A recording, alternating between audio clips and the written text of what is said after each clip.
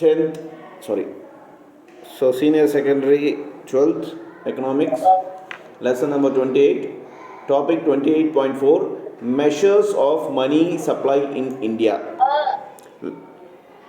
In our last session, நம்ம last செஷனில் பார்த்தீங்கன்னாக்கா பட்ஜெட், இந்தியாவில் பட்ஜெட் எப்படி போடுறாங்க, எப்படி அதோட வேல்யூ, மணியோட வேல்யூ வந்து பார்ட்டர் சிஸ்டம்லேருந்து டிஃபர் ஆகுது, ஏன் பார்ட்டர் சிஸ்டம் அழிஞ்சிருச்சு, மணி சிஸ்டம் ஏன் வந்துச்சுன்னு பார்த்தோம். இப்போ இந்தியாவில் வந்து மணி சப்ளை எப்படி மெஷர் பண்ணுறாங்க. இப்போ நிறைய பேர் நினச்சிட்டு இருக்கலாம், நினச்ச நேரத்தில் வந்து கவர்மெண்ட் வந்து நம்ம மணியை வந்து ருப்பியை வந்து பிரிண்ட் பண்ணுறாங்க அப்படின்னு சொல்லிட்டு. அப்படி பண்ண முடியாது. அதுக்குன்னு ஒரு சில மெஷர்ஸ்லாம் இருக்குது. அதுக்கு முன்னாடி ஒரு சில பேசிக்ஸ் இருக்குது. அது என்னன்னு நம்ம பார்ப்போம். Money supply refers to the total quantity of money held by public in various forms at any point of time in an economy. The main components of money supply are currency held by public and net demand deposit held by the commercial banks. The money supply in India is generally measured in following forms.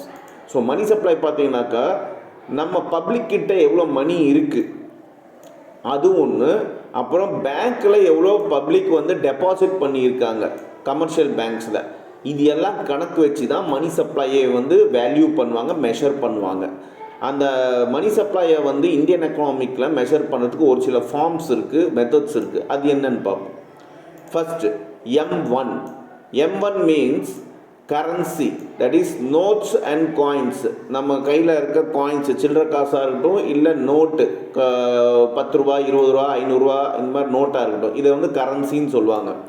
Currency with the public plus demand deposit plus other deposit held with Reserve Bank of India, ஆர்பிஐன்னு சொல்லுவாங்க. இந்த reserve Bank of India தான் நம்ம மணி மேனேஜ்மெண்ட்டை maintain பண்ணுது.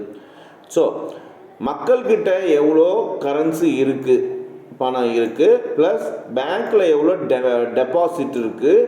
அது மட்டும் இல்லாமல் RBI Reserve Bank of இந்தியாவில் வேறு என்னென்ன டெபாசிட்ஸ் இருக்குது, இதெல்லாம் சேர்ந்து தான் கரன்சியில் வரும். வேறு என்னென்ன டெபாசிட் அப்படின்னா என்ன, பணம் மட்டும் இல்லாமல் கோல்டு அது ஒரு டெபாசிட்ஸ் இருக்கும், பாண்ட்ஸு இதோ டெபாசிட்ஸ் இருக்கும். ஸோ இந்த மாதிரி டெபாசிட்ஸ் சொல்கிறாங்க. இதை வந்து M1ன்னு சொல்கிறாங்க. இதை ஞாபகம் வச்சுக்கோங்க. ஸோ M1னா மக்கள்கிட்ட இருக்க எவ்வளோ பணம் இருக்குது, பேங்க்கில் எவ்வளோ டெபாசிட் பணம் இருக்குது, அதே ஆட்டம் ஆர்பிஐ ரிசர்வ் பேங்க் ஆஃப் இந்தியாட்ட எவ்வளோ டெபாசிட்ஸ் இருக்குது, இதெல்லாம் சேர்ந்தது தான் M1. Next M1 plus post office savings deposit. So post ஆஃபீஸும் பார்த்தீங்கன்னாக்கா நிறைய டெபாசிட் ஸ்கீம்ஸ் எல்லாம் இருக்குது. அதுலேயும் நிறைய பப்ளிக் வந்து டெபாசிட் பண்ணியிருப்பாங்க. PPFன்னு இருக்கும், RDன்ட்டு இருக்கும், நிறைய இருக்குது. ஸோ M1 ஏற்கனவே பார்த்தா M1 plus post office deposit சேர்த்துனாக்கா அதை வந்து M2ன்னு சொல்கிறாங்க. இப்போ M1 plus time deposit of all commercial banks and cooperative banks excluding inter bank time deposit. Time டெபாசிட்னு சொல்லுவாங்க. ஒரு பர்டிகுலர் வருஷத்துக்கு இவ்வளோ டெபாசிட் வந்து கமர்ஷியல் பேங்க்லேயோ கார்ப்பரேட் பேங்க்லேயோ நம்ம பப்ளிக் போட்டு வச்சுருப்பாங்க.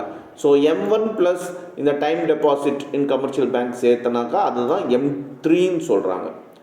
Next M3 plus total deposit with the post office saving organisation excluding NSC, that is national saving certificate. Post ஆஃபீஸில் பார்த்திங்கன்னா நிறைய ஸ்கீம்ஸ் இருக்குது. PPFன்னு இருக்குது, NSCன்னு இருக்குது, இந்த மாதிரி நிறைய ஸ்கீம்ஸ் இருக்குது. அதில் இந்த NSC நேஷ்னல் சேவிங் சர்டிஃபிகேட் தவிர மீதி எல்லா டெபாசிட்டும் போஸ்ட் ஆஃபீஸில் இருக்க எல்லா டெபாசிட்ஸும் ப்ளஸ் இந்த M3ன்னு சேர்த்துனா தான் M4 அப்படின்னு சொல்கிறாங்க. Of all the concept of money supply stated above, M1 is referred as narrow measure and M3 the broader measure of money supply. M1 is the most important measure of money supply. M1 is the most liquid, whereas M4 is least liquid. என்ன சொல்கிறாங்கன்னா, மேலே இருக்க எல்லா இந்த 4 மெத்தட்ஸ்லையும் பார்த்தீங்கன்னாக்கா M1 வந்து என்ன சொல்லுவாங்கனாக்கா நேரோ மெஷர் சொல்லுவாங்க, M3 வந்து ப்ராடர் மெஷர்னு சொல்லுவாங்க. அதே ஆட்டம் M1 தான் இருக்கிறதுலே ரொம்ப முக்கியமான விஷயம் மணி சப்ளையை வேல்யூ பண்ணுறதுக்கு. அதே மாதிரி M1 தான் லிக்விடிட்டிக்கு மெயின், அதுதான். அதே ஆட்டம் M4 வந்து லிக்விடிட்டி கம்மியாக இருக்கும். லிக்விடிட்டினா என்ன, ஏற்கனவே நம்ம அக்கௌண்ட்ஸில் பார்த்துருப்போம். லிக்விடிட்டினாக்கா எல்லாம் கேஷாக இருக்கிறது, இந்த மாதிரி விஷயங்கள் எல்லாமே M1ல் தான் அதிகமாக இருக்கும், M4ல் கம்மியாக இருக்கும். அப்படின்னு சொல்கிறாங்க.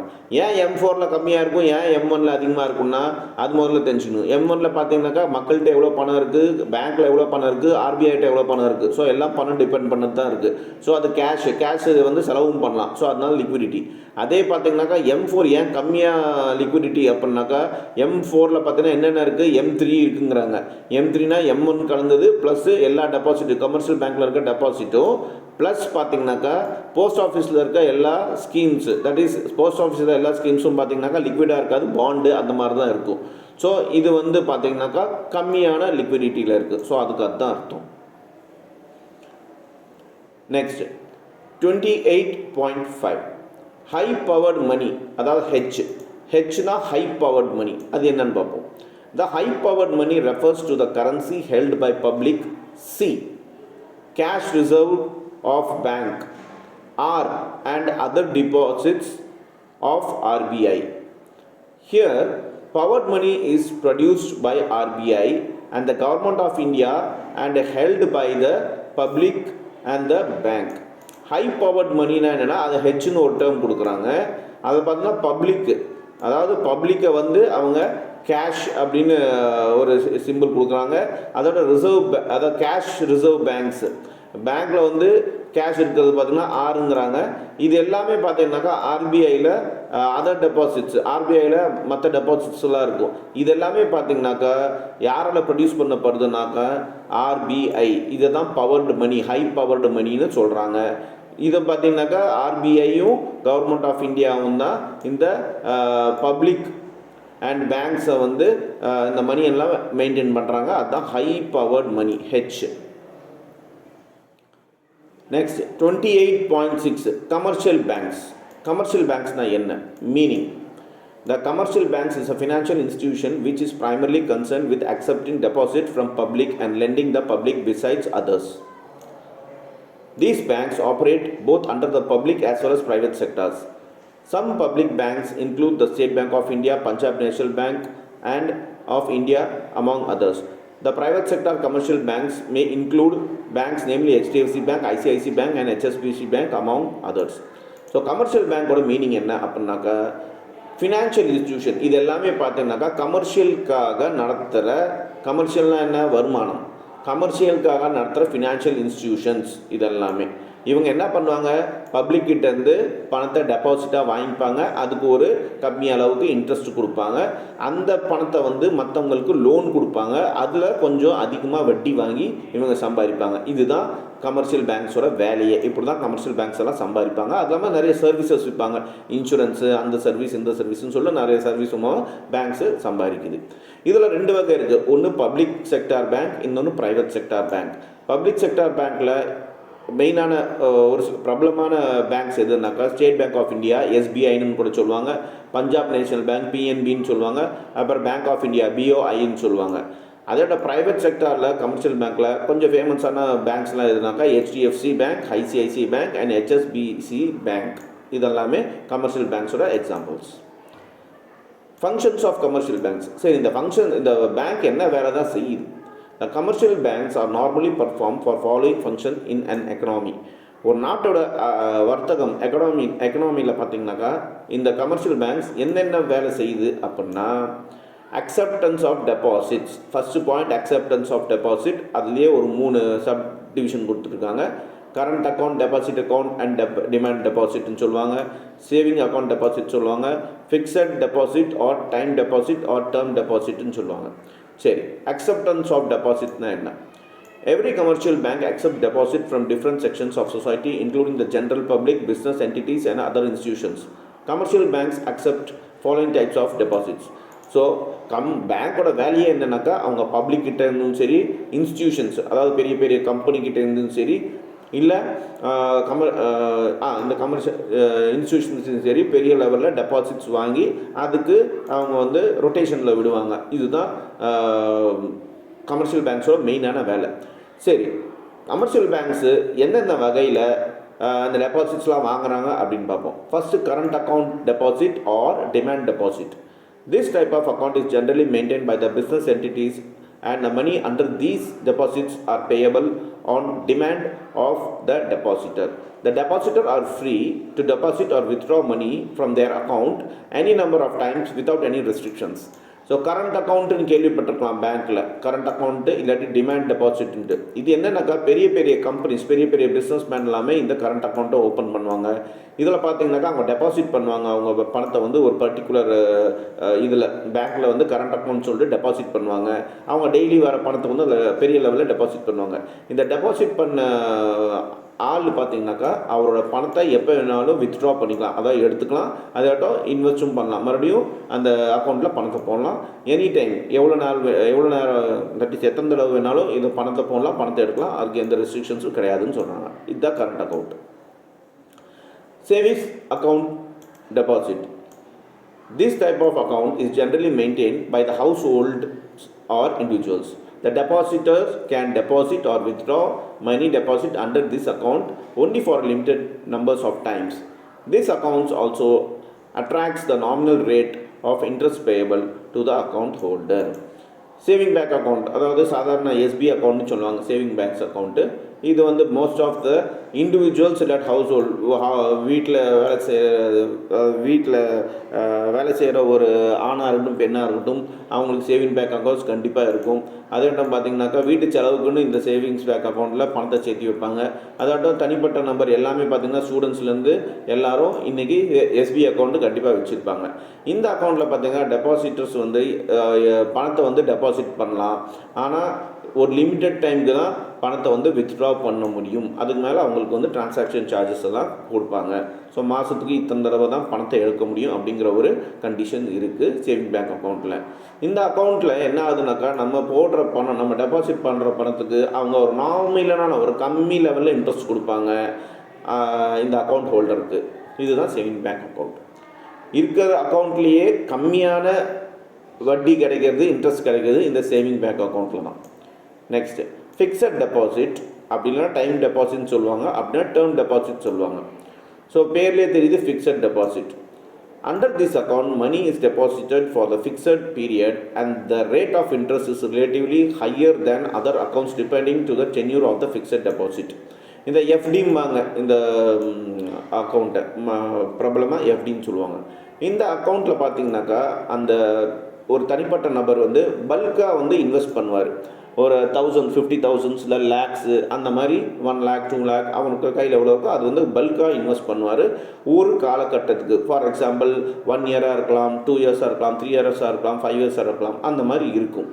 அவர் எத்தனை நாளைக்கு வந்து அதிகமாக இது பண்ணுறாரோ டெபாசிட் பண்ணுறாரோ அதுக்கு தகுந்த மாதிரி இன்ட்ரெஸ்ட்டும் இருக்கும் அப்படின்னு சொல்கிறாங்க. இருக்கிற அக்கௌண்ட்லேயே ஃபிக்ஸட் டெபாசிட்னால் அதிகமாக இன்ட்ரெஸ்ட்டு பேங்க்கு கொடுக்குறாங்க அப்படின்னு சொல்கிறாங்க. அந்த இதுக்கு தகுந்த மாதிரி அவங்களோட எத்தனை வருஷத்துக்கு வச்சுருக்காங்க அந்த டேர்ம் தகுந்த மாதிரி. அதனால தான் இதுக்கு பேர் டைம் டெபாசிட்னு சொல்லுவாங்க. டேர்ம் டெபாசிட்டுன்னு இன்னொரு பேர் இருக்குது. Now second one, extending loans and advance. So இவங்க வந்து பேங்க் வந்து கமர்ஷியல் பேங்க் வந்து டெபாசிட்டை மட்டும் அக்செப்ட் பண்ணிக்கிறது இல்லை. அடுத்தது பார்த்தீங்கன்னாக்கா எக்ஸ்டெண்டிங் லோன்ஸ் அண்ட் அட்வான்ஸ், இது என்னென்னு பார்ப்போம். This is another important function of a commercial bank. This is also the main source of the income of any commercial bank.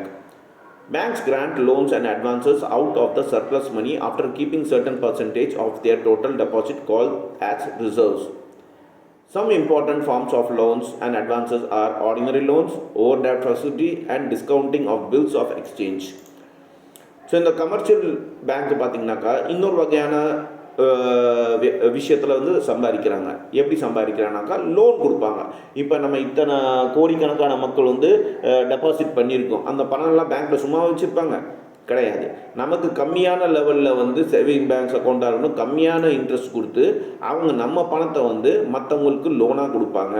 இல்லை ஆர்டினரி லோன், அதாவது பர்சனல் லோனாக இருக்கலாம், இல்லை ஏதோ ஒரு லோனாக ஜுவல் லோனாக இருக்கலாம், ஏதோ ஒரு லோனாக கொடுப்பாங்க. ஜுவல்லுன்னு கிடையாது, ஏன்னா ஜுவல் லோனுக்கு வந்து அசட் ஜுவல் இருக்குது, அதுக்கு தகுந்த மாதிரி மற்ற லோன்ஸ் எல்லாம் கொடுப்பாங்க. அது மூலமாக அதிக வட்டி அவங்க வாங்குவாங்க.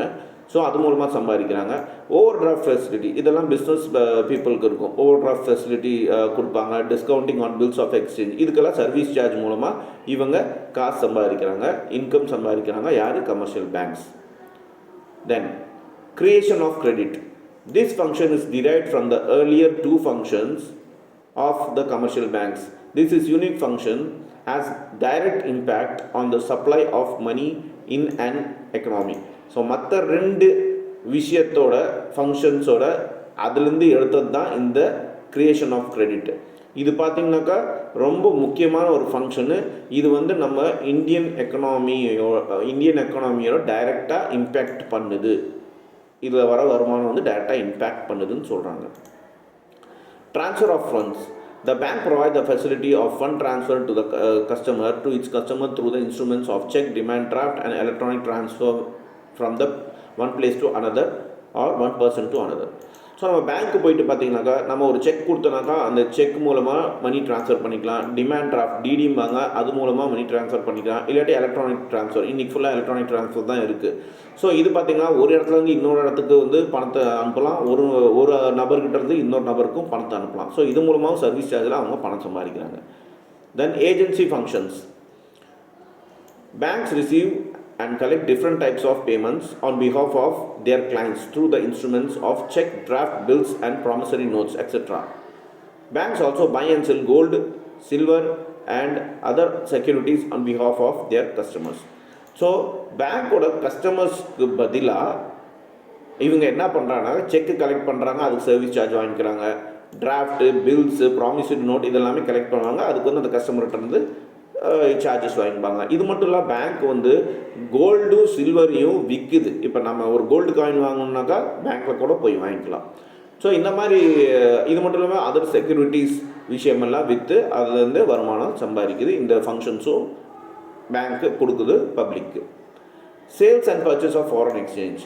This is another important function of commercial bank which has increased tremendously with increasing volume of international trade, particularly in area of globalization.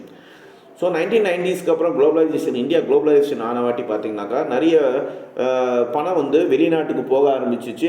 அதே போல் வெளிநாட்டிலேருந்து இந்தியாவுக்கும் வர ஆரம்பிச்சிச்சு. ஏன்னா இம்போர்ட் அண்ட் எக்ஸ்போர்ட் பெரிய லெவலில் ஆச்சு.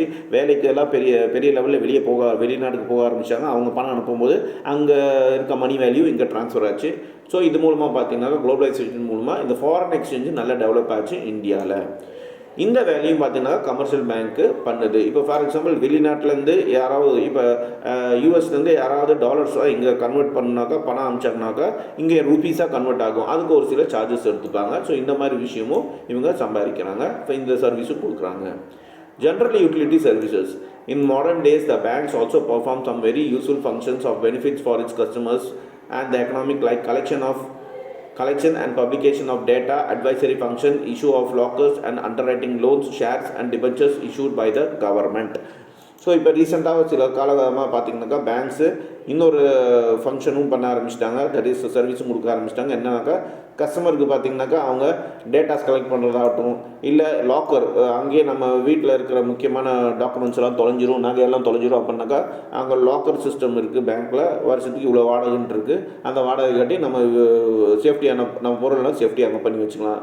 இல்லை லோன்ஸ் ஆகட்டும், ஷேர்ஸ் ஆகட்டும், டிபென்ச்சர் ஆகட்டும், இந்த மாதிரி விஷயம் எல்லாமே வாங்கி விற்கிறது எல்லாமே இப்போ பேங்க்கும் பண்ண ஆரம்பிச்சிட்டாங்க. ஸோ இந்த சர்வீஸ் மூலமாக இல்லாமல் பேங்க்குங்க சம்பாதிக்கிறாங்க. ஸோ இந்த டாப்பிக்கோட அர்த்தம் இதுதான். கமர்ஷியல் பேங்க்ஸோட ஃபங்க்ஷன்ஸு இத்தனை ஃபங்க்ஷன்ஸ் அவங்க பண்ணுறாங்க. Next 28.7 creation of credit by commercial banks. Credit creation is one of the most important functions of the commercial bank. Banks create credit out of the deposits that is mobilized by them. Credit creation is also called money creation or deposit creation. Therefore, commercial banks also known as creator of money or credit. Commercial banks வந்து creator of மணின்னு கூட சொல்லுவாங்க. ஏன்னா அவங்க நிறைய கிரெடிட்டை create பண்ணுறாங்க. அவங்ககிட்ட இருக்க பெரிய லெவலில் அவங்ககிட்ட டெபாசிட் அமௌண்ட் இருக்குது. அது சும்மா இல்லாமல் அது வெளியே கடன் கொடுத்து அது மூலமாக சம்பாதிக்கிறாங்க, வட்டி மூலமாக. ஸோ பேங்க் பார்த்திங்கனாக்கா பணத்தை வச்சு பணத்தை சம்பாதிக்கிற ஒரு விஷயமாக பார்க்கப்படுது. அது என்னன்னு பார்ப்போம். The process of credit money creation. எப்படி வந்து அவங்க இந்த கிரெடிட்டோ இல்லை மணியோ க்ரியேட் பண்ணுறாங்க இந்த பேங்க் அப்படின்னா, money is not created by commercial banks by actually printing of notes or minting of coins. The money is created by granting loans and advance to the public and making a relevant entries into the books of accounts of lending banks. Loans are granted out of the deposits received by the banks. Normally, the amount of loan granted by the banks is greater than the amount of deposit received by it. This is mainly because of the fact when the money is deposited by the depositor in the bank by its experience knows that not all money would be withdrawn by the depositor at once and at any point of the time. This peculiar habit of depositor leaves the banks with a huge amount of surplus fund, which in turn is used to create loans by the bank. The bank keeps certain proportions of its total deposit in form of cash to honor the demand of the customers. Further, every commercial bank is required to keep certain proportion of the total deposit with the RBI, which is known as cash reserve ratio (CRR). Besides CRR, the bank is also required statutorily to maintain certain proportion of its total deposits and liquid assets in form of cash, gold and certain government approval securities. This is known as statutory liquid ratio (SLR).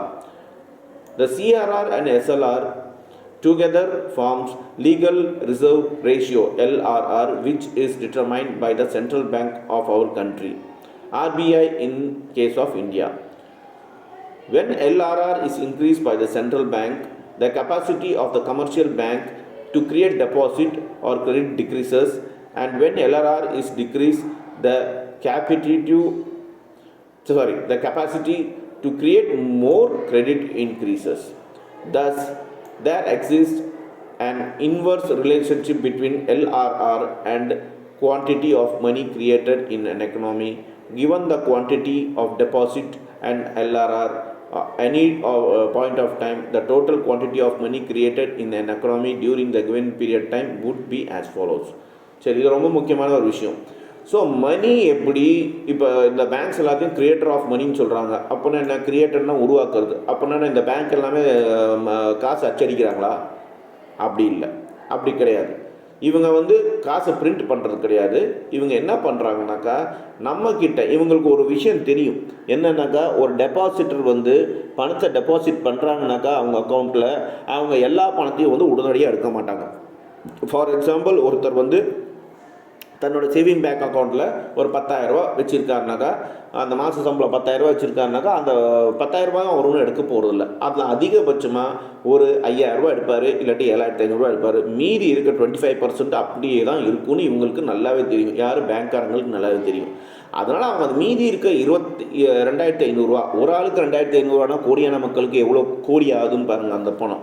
அந்த மீதி இருக்க பணத்தை பார்த்திங்கனாக்கா அவங்க லோனாக கொடுப்பாங்க, இல்லை வட்டிக்கு என்ன விதத்தில் வட்டி வருதோ அந்த விதத்தில் எல்லாமே கொடுத்து பணத்தை பணத்தாலேயே அதிகப்படுத்துவாங்க. இதுதான் வெல்த் கிரியேட்டர்ஸ்ன்னு சொல்லுவாங்க, அது கிரியேட்டர் ஆஃப் மணின்னு சொல்லுவாங்க. இதை தான் அவங்க கிரியேட்டர் ஆஃப் மணின்னு சொல்கிறாங்க கமர்ஷியல் பேங்க்ஸை. ஸோ நம்ம பணத்தை வச்சு அவங்க சம்பாதிப்பாங்க. நமக்கு அதே இன்ட்ரெஸ்ட் கம்மியான இன்ட்ரெஸ்ட்டு நமக்கு பிரித்து கொடுக்குறாங்க. இப்படி தான் பேங்க்கோட சர்வீஸ் எல்லாமே, இன்கம் எல்லாமே ஜென்ரேட் ஆகுது. இப்படி தான் உலக லெவலில் போயிட்டுருக்கு. சரி, அடுத்தது என்ன ஆகுதுனாக்கா, இப்போ லோன்ஸ் எல்லாம் கொடுத்து அதிக லெவல் வட்டியில் லோன்ஸ் எல்லாம் கொடுப்பாங்க. நம்ம பணத்தை எல்லா பணத்தையும் எடுத்து கொடுத்துருவாங்கனாக்கா கிடையாது. பேங்க்ஸுக்குன்னு ஆர்பிஐ ஒரு ரூல்ஸ் போட்டிருக்கு, that is Reserve Bank of India rules போட்டிருக்கு. இத்தனை பர்சன்டேஜ் ஆஃப் அமௌண்ட் அவங்க ஆர்பிஐயில் பணம் டெய்லி பேசிஸில் கட்டணும் அப்படிங்கிற ஒரு விஷயம் இருக்குது. அதுதான் ரிசர்வ். ஃபார் எக்ஸாம்பிள், கஸ்டமருக்கு திடீர்னு தேவைப்படுது, இல்லை அந்த பேங்க் நஷ்டமாயிடுச்சுனாக்கா அந்த கஸ்டமரோட அமௌண்ட்லாம் கொடுக்கறதுக்காக அந்த ரிசர்வ் அமௌண்ட்டை எடுத்து வச்சுப்பாங்க. மீதி எக்ஸ்ட்ரா அமௌண்ட்டை தான் இவங்க வட்டிக்கு வெளியே லோனாவோ வேறு விஷயம் அட்வான்ஸாவோ கிரெடிட்டாவோ இவங்க கொடுத்து அது மூலமாக வட்டி சம்பாதிப்பாங்க. யாருன்னா கமர்ஷியல் பேங்க்ஸ். ஓகே, இங்கே இன்னொரு விஷயம் சொல்லியிருக்காங்க. இப்போ இந்த ஆர்பிஐ கிட்ட இவங்க பணத்தை டெபாசிட் பண்ணுவாங்க. இவ்வளோ பணம் டெபாசிட் பண்ணியே ஆகணும் அப்படிங்கிற ஒரு விஷயம் இருக்குது அவங்க டெபாசிட் அமௌண்ட்லேருந்து. யார்? பேங்க் டெபாசிட் அமௌண்ட்டில். அதுக்கு பேர் சிஆர்ஆருங்கிறாங்க, அதாவது கேஷ் ரிசர்வ் ரேஷியோங்கிறாங்க. அப்புறமா பார்த்தீங்கன்னாக்கா, இந்த டெபாசிட் டோட்டல் டெபாசிட்டை லிக்விட் அசட்டாக வச்சுருக்கணும். அதாவது கேஷாவோ பேங்க் வச்சுக்கணும், கேஷாக வச்சுக்கணும், கோல்டாக வச்சுக்கணும், கவர்மெண்ட் பாண்ட்ஸாக வச்சுக்கணும், அப்ரூவ் செக்யூரிட்டி பாண்ட்ஸாக வச்சுக்கணும். இதை என்ன சொல்கிறாங்கனாக்கா ஸ்டாச்சுட்டரி லிக்விட் ரேஷியோங்கிறாங்க, எஸ்எல்ஆர்னு சொல்லுவாங்க. ஸோ சிஆர்ஆர்னாக்கா கேஷ் ரிசர்வ் ரேஷியோ, எஸ்எல்ஆர்னாக்கா ஸ்டாச்சுட்டரி லிக்விடிட்டி ரேஷியோ. இது ரெண்டுமே சேர்ந்தது தான் பார்த்தீங்கன்னாக்கா எல்ஆர்ஆர், அதாவது லீகல் ரிசர்வ் ரேஷியோ. இது ஒட்டுமொத்தமாக சேர்ந்தது தான் லீகல் ரிசர்வ் ரேஷியோ. ஒரு நாட்டில், அதாவது நம்ம நாட்டில் RBI Reserve Bank of India தான் மெயின் சென்ட்ரல் பேங்க்கு. இதில் பார்த்தீங்கன்னாக்கா இந்த எல்ஆர்ஆரை வச்சு தான், ஃபார் எக்ஸாம்பிள் இந்த எல்ஆர்ஆர் வந்து இன்க்ரீஸ் ஆச்சுன்னா, இந்த எல்ஆர்ஆர் கெப்பாசிட்டி ஒரு பேங்க்கில் வந்து எல்ஆர்ஆர் வந்து இன்க்ரீஸ் ஆச்சுனாக்கா, கமர்ஷியல் பேங்க்ஸில் அவங்க டோட்டல் டெபாசிட்டில் இன்க்ரீஸ் ஆச்சுனாக்கா, அவங்க இல்லை கிரெடிட் வந்து டிக்ரீஸ் ஆச்சுன்னா என்ன ஆகுதுனாக்கா இந்த எல்ஆர்ஆர் வந்து டிக்ரீஸ் ஆகும். அதே ஆட்டம் பார்த்திங்கனாக்கா இது வந்து அதிகமான கிரெடிட்டை இன்க்ரீஸ் பண்ணும். இந்த அதிகமான கிரெடிட் இன்க்ரீஸ் ஆச்சுனாக்கா நம்ம இந்தியன் எக்கனாமிக்கு நல்லது கிடையாது. அதனால தான் இந்த எல்எல்ஆரை ஒரு பாயிண்ட் ஆஃப் டைமில் பார்த்திங்கனாக்கா டோட்டல் குவான்டிட்டி ஆஃப் மணி எவ்வளோ க்ரியேட் ஆகிருக்கோ அந்த எக்கனாமியில் அது பார்த்திங்கனாக்கா ஒரு சில டைமுக்கு வந்து ஃபாலோ ஆகிட்டுருக்கும். அது எப்படி ஃபாலோ ஆகுதுன்னா அடுத்த வர டாப்பிக்கில் நம்ம பார்க்க போகிறோம். Next, total quantity of money created, quantity of deposit plus 1 LLR. இது ஒரு ஃபார்முலா. இது எப்படி கால்குலேட் பண்ணுறாங்கன்னு பார்ப்போம். Let us understand the process of money or credit creation in an economy with the help of an example. Let us assume that a bank received the initial deposit of ₹1,000 and the LLR is 10%. It means the bank has an excessive reserve of ₹1,000. 1,000 into 10%, that is 900. To lend to the borrowers. It must be noted that the borrowers are not paid the amount of loan as cash, but the same is credited in their account. Thus, in the first round of extra deposit of ₹900 is created, out of which the bank is free to advance the loan worth 900. 900 into 10%, 810. In the second round, the extra deposit of 810 is created and the total amount of money in the economy becomes 1,000 plus 900 plus 810, that is 2,710. If the process continues, the total amount of money created in an economy with ₹1,000 would be 1,000 into 1 divided by 10%, that is 1,000 into 1 divided by 0.1 is equals to 1,000 into 10, about 10,000 rupees. If the amount of LLR is 20%, then the initial deposit of ₹1,000 would create the total amount of money with an economic worth of 1,000 into 1 divided by 0.2, that is 5,000 rupees. Thus the higher LLR would create less amount of money and the lower LLR would create higher amount of money in economy. It should further be noted that only a fraction of deposit is kept as a cash reserve by the bank because of two reasons.